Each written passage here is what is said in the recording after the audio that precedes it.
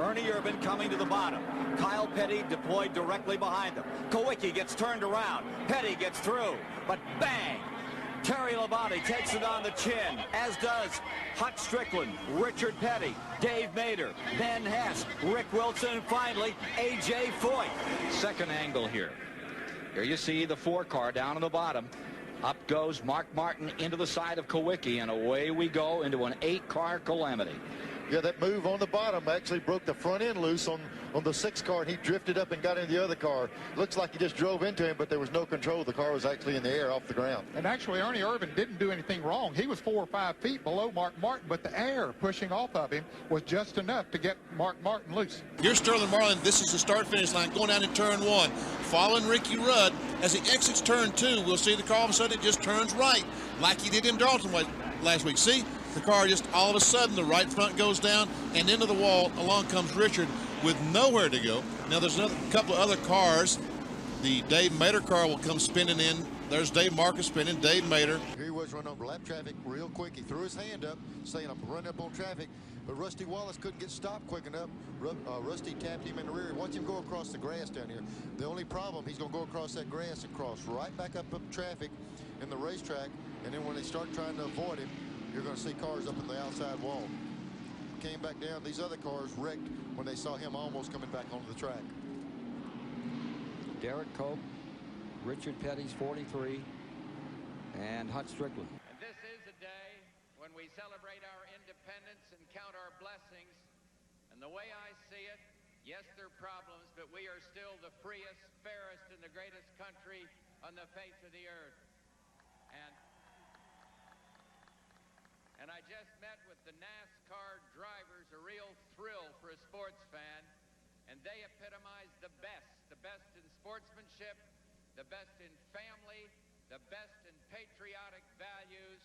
And so today, on the 4th of July, this president comes not only to greet the American people and the fans here, but this president comes to greet a king, Richard Petty, one of the great Americans. Richard, I'm proud to be at your side.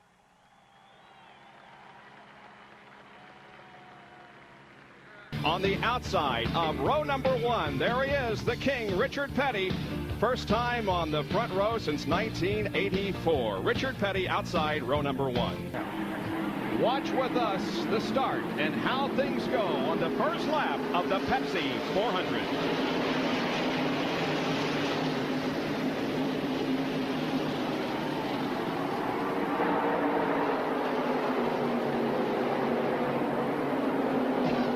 Richard Petty has the lead going into turn 1. He's got it so far. And the crowd is going to burst with enthusiasm and response and applause that this place has not seen in years if he has that lead coming down the tri-oval on lap number 1. He moves over so to hopefully to stay in front of these guys, but Sterling Marlin pulls up on the outside. We just switched the starting order. They go 2 by 2 through the banking in turns 3 and 4. Petty to the inside, Sterling Marlin to the outside. Here they come down off the banking to about to complete lap number 1. Who is going to have the lead? They're side by side as they come down. Richard Petty is going to lead it.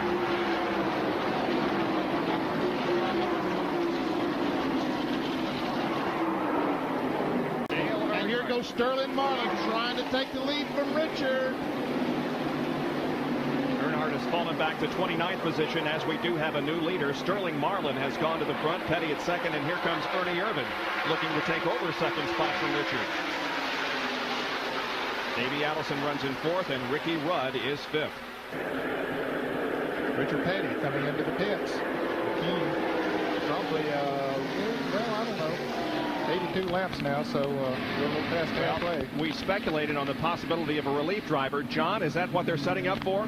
That's exactly right, Bob. They found Eddie Bierswell. Eddie's also had his problems with the heat, though, today as Richard pulls the SVP Pontiac into his pit lane.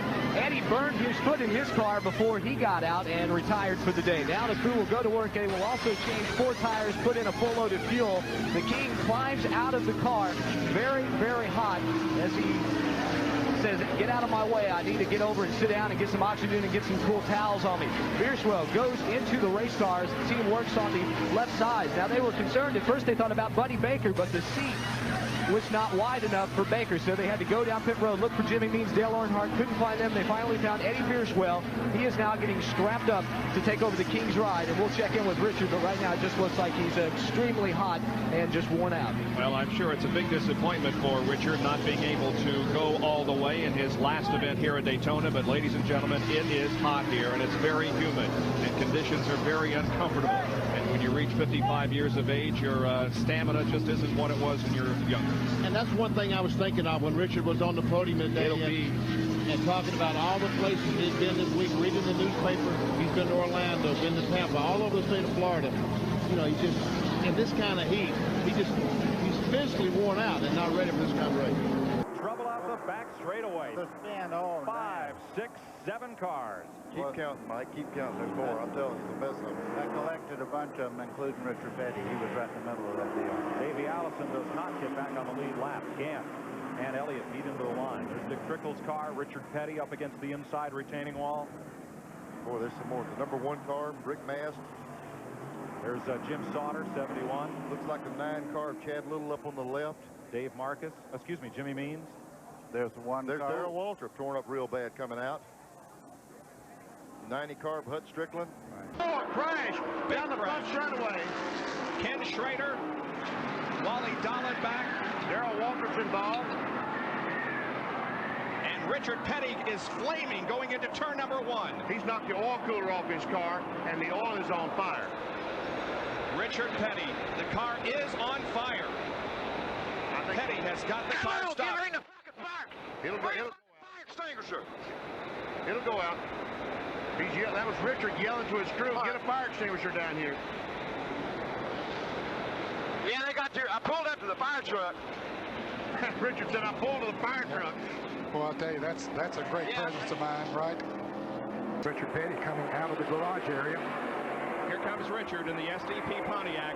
He has the car running again with just 2 more laps to go, but he will be on the racetrack when the checkered flag drops. He was involved in a spectacular accident early in the race that saw the car break an oil cooler up front, caused some white flag is out, causing some fire, but Richard is back out on the racetrack. And Richard Petty is taking one final lap around this racetrack as the fans salute him, and his career comes to an end.